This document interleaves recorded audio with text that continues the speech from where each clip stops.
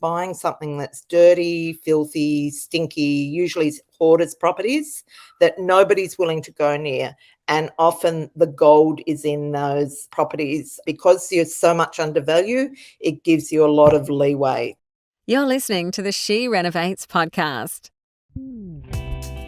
You're listening to She Renovates, the podcast for women who want to renovate to create an income and a life they love.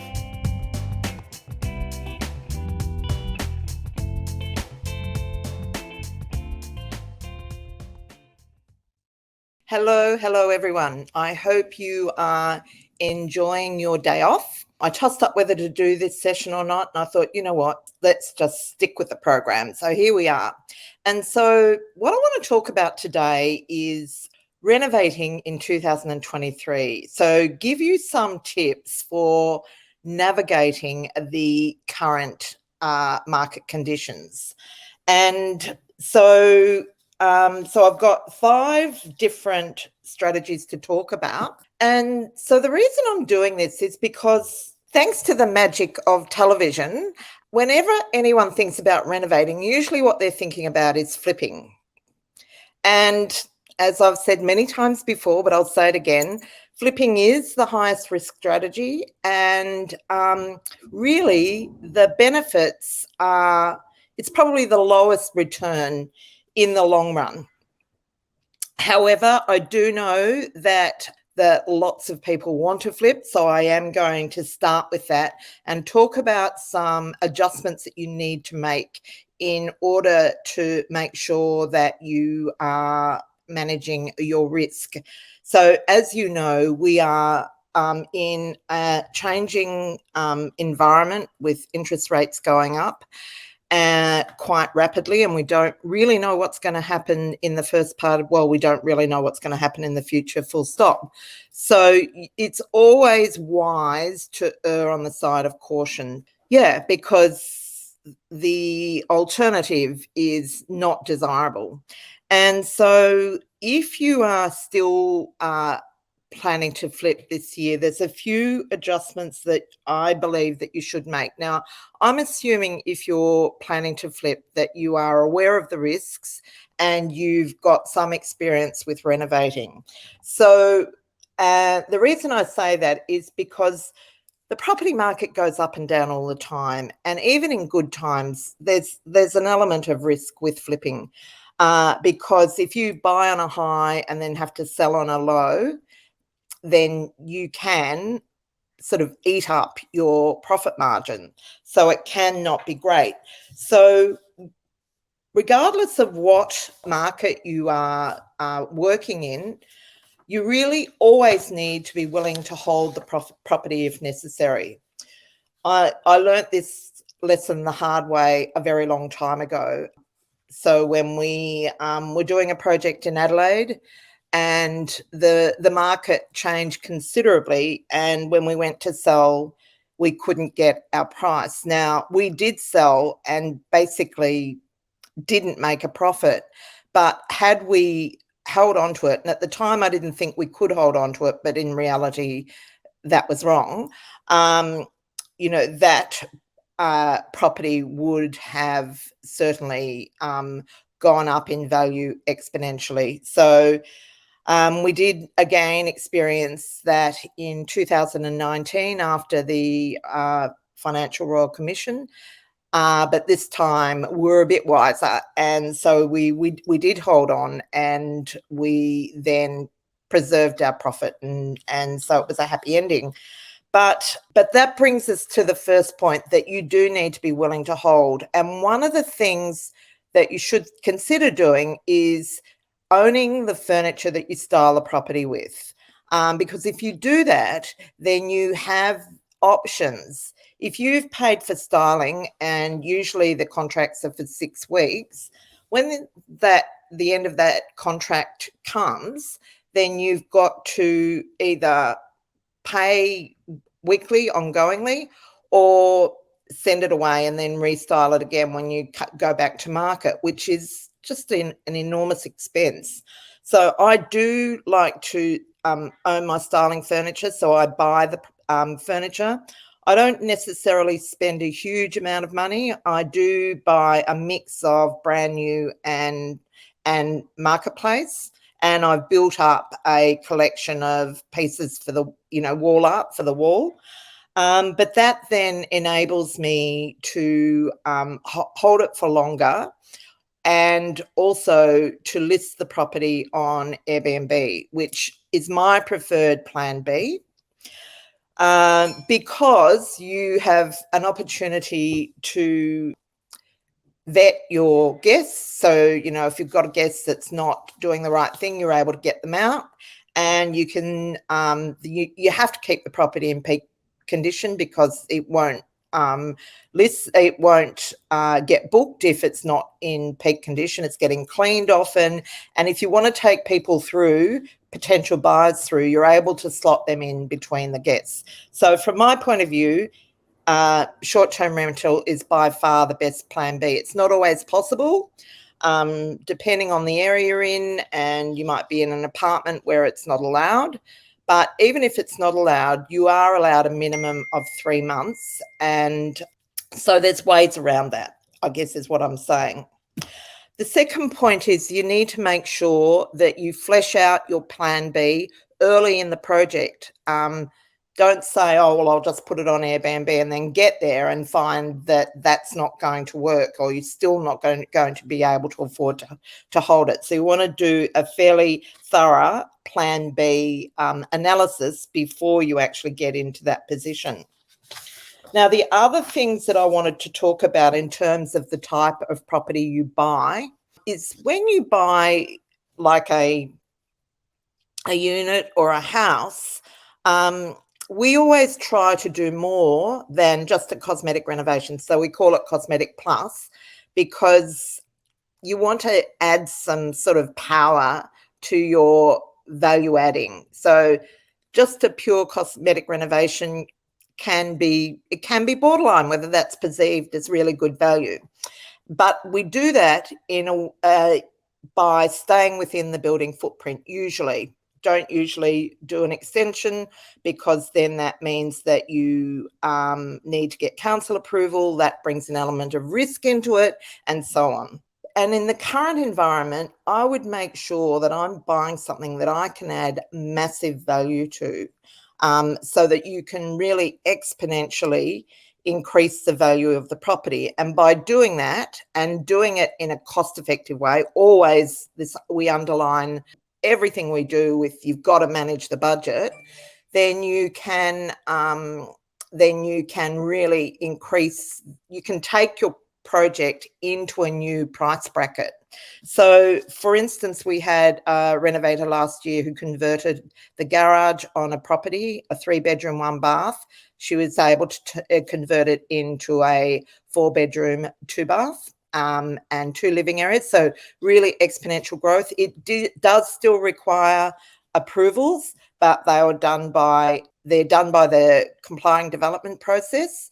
Don't assume that you can do that in every area, so you need to know what your council expects. So that's another little rider. But by doing that, she was able to really exponentially grow the value of the property, and she made an enormous profit. And so that's a good sort of insurance policy. Another way of really exponentially growing the value of a property, and it's not Cosmetic Plus, it's more of a structural reno, is by adding a level. So if you can find a property that has a single level property and add a level, make it 2-story, often that will be a big value add. But of course it does require some skill, because you're talking about a structural reno. It requires very thorough due diligence, as do all the things that I'm talking about today. Okay, so that's it. So if you're insisting on flipping, that's the way to go about it. Now, the second thing I want to talk about is taking advantage of the lower prices. So something that I really love to do, and it's a good time to be doing it because the rising interest rates have impacted the prices, is to land bank. And what I mean by that is buying up 2 or 3 projects and holding them until you're ready to do them. And that's an amazing strategy for a few reasons. One, because obviously you're buying low and you will hold them to sell high. But the second reason is because it sort of gives you flow in terms of your renovating process. So rather than downing tools every time you finish a project to then go and spend the time finding another one, you can just move straight into that next project. And the third reason why that's a good strategy is because often when you buy, renovate and sell quickly, the question is, why are they selling? And so you sort of avoid that question because it's much easier for a buyer to, comprehend the fact that someone might have owned something for 1 or 2 years and then be reselling it. But if you're reselling it in, let's say, 6 months, often that does set up some red flags. And the other reason why I think this is good, because I find that deals often come in threes. Like when you start looking, it's easy to find 1, 2, or even 3 projects or properties that have got good potential. And so by buying them and banking them up, maybe renting them or putting them on Airbnb will really just streamline your whole process. Of course, you have to have the capacity to be able to do that. So that goes without saying. And of course, with interest rate rises, you may be looking at higher cash flow holding strategies, but it's still a good idea to explore. Now, the next strategy I want to talk about is adding a land component to your project. So same with when you're renovating a unit or a house and you're working in a fluctuating market. If you say buy a property, a house to renovate and sell, and you can build 1 or 2 new dwellings on that block, it sort of spreads the risk over 2 or 3 rather than just 1. So if the property market sort of fluctuates a little bit, then you might have paid 600,000 for the property, and so your block of land for each is worth 200,000. So if that property drops down to say 550, instead of one property losing 50,000, you've spread that over 3. I think that's a great strategy, and it's certainly one we're implementing at the moment with our project in Echuca. And the other great thing about that one is you're really using the renovation of the house to get your land for your new properties for free, okay? So I say free in quotation marks because it's not always totally free, but certainly significantly less than if you went out and bought land to build on. And the reason why you sell the renovated property and keep the new is because new properties are just so much better in terms of low maintenance, high depreciation, and in terms of return as well. Your yield will be better if it's a new property. So it just makes life a whole lot easier. And the last thing is, because of the tax implications, if you sell new properties in the first 5 years, you will pay GST. So you want to work with your accountant to understand those implications as well. But the same thing doesn't apply to the existing property. So that's my second strategy. And it's the other thing about micro development is even if you're doing flipping, it increases your profit margin exponentially.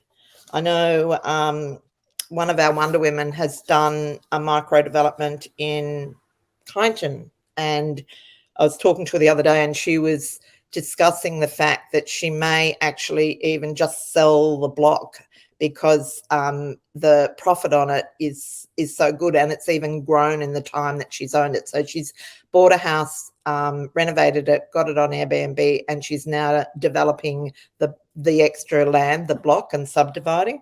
So yeah, there's a lot of ways that you can execute that particular strategy. And the third one is renovating your principal place of residence. Now, I personally think your principal place of residence is the jewel in your property portfolio for lots of reasons, but the main reason is that any profit that you make on that project, if you sell it, is tax-free for most people. So all these comments come with a rider, check with your accountant. But when that really comes into play is if you're getting ready for retirement. And you're planning to downsize. So downsizing is a super profit strategy. And the reason being is you've got 4 opportunities to increase your asset base and your income through that process. So generally speaking, if you're planning to downsize, you want to maximize the value on your home before you put it on the market.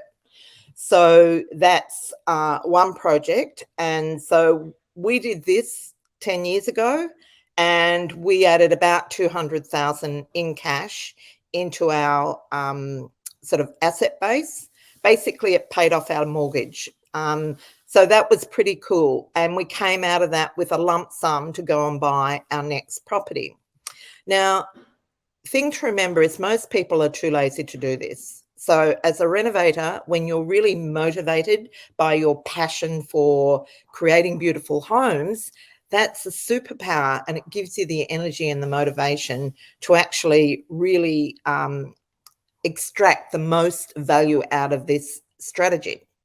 Okay, so you get your own home sold.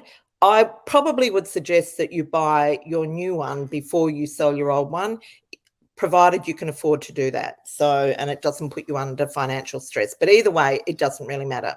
So the next property you buy a doer-upper. So that you're buying it at wholesale price rather than going out and buying a smart new apartment that's at full retail price. Buy a doer-upper. And while you're doing that, see if you can get something, buy a house if you can, and get something that has an opportunity on it to have a secondary dwelling. So once again, I had a Wonder Woman that did this just prior to Christmas. She and her husband bought a doer-upper in North Narrabeen. They got it for a fantastic price, and it also had a quaint little studio that they could rent. Even on long-term rent, it brings in like a substantial amount of income, which really is good when you're that close to retirement. So that's the third thing, adding an income. And then the fourth thing is that surplus funds, there are provisions to add extra money into your superannuation. So by working with your financial planner, you can add the surplus into your super fund in order to give you even further benefits in your retirement. So renovate to downsize is a really powerful strategy. And if you're getting to downsize, you really want to be starting to strategize about that now.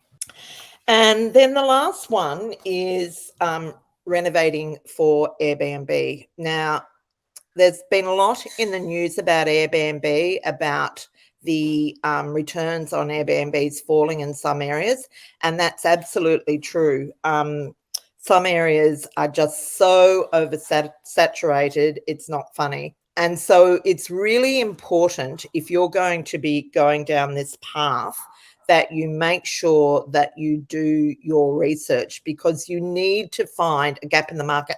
And there are plenty of them. There are plenty of areas where Airbnb is going gangbusters. But obviously, places like Byron Bay and the Central Coast, and I'm sure there are others around the country, I think the Gold Coast was one of them, are not doing that well. So you don't want to go anywhere near them. You want to, like any property you buy, you want to research and find a need. So for instance, we have a Wonder Woman who provides accommodation for film crews. So that's, it's a very niche market, but she's identified her market. So you need to find the need, and it's not in places that you would expect. I was actually talking to a host yesterday who is renting a fairly modest family home in remote Queensland, and that is bringing her in around about $5,000 a month. So she knows her market, she knows her area, and so she's got that Airbnb set up. Yeah, it's really supercharging their income, and that additional income is so useful for other investments, for paying school fees, for paying for holidays, paying your mortgage. So really smart strategy, but you want to make sure that you do your research. Now, there is an online tool for doing that, but you do need to go a bit deeper than that, because often, well, there's two things that happen. One, it can tell you that there's not enough data for the area, or the other one is that sometimes the results are not that accurate. And why that is there might be an absolutely super property in your area and it skews all the other results. So you want to make sure that you do thorough research and make sure that you've identified your market before you go to actually spending the money on setting one up.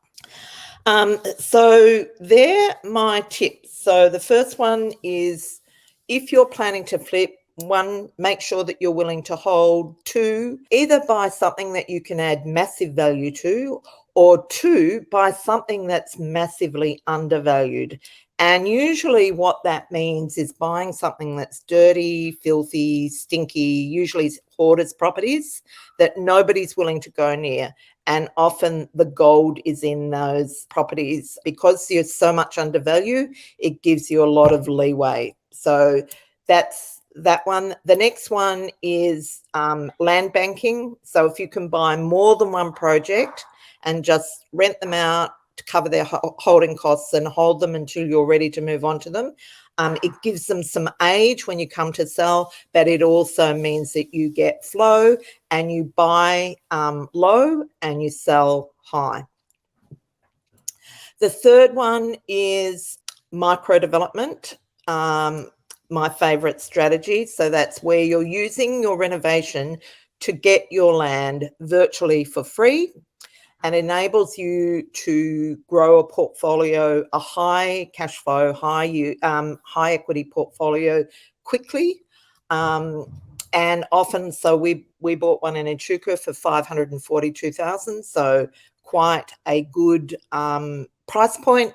And you can, so you basically increase the profit margin, and it's better to keep the new if you can. And the fourth one I talked about was renovating for Airbnb. And while you can get very good returns from modest homes, you need to make sure that you do your research. Now, before I go, I have just written a new guide on, I think it's 20 different ways to create a better life with renovating an Airbnb. So if you would like a copy of that guide, just let me know. Say, I want the guide in the comments, and I'll see that you get one. So I've really only just finished it, and it's a series of stories about how different women in our community have gone about transforming their lives with renovating. Now, I hope you have a great day today and sharing good times with fellow Australians, and I will see you next week. This is the She Renovates podcast. To discover how to harness the power of renovating, check out theschoolofrenovating.com.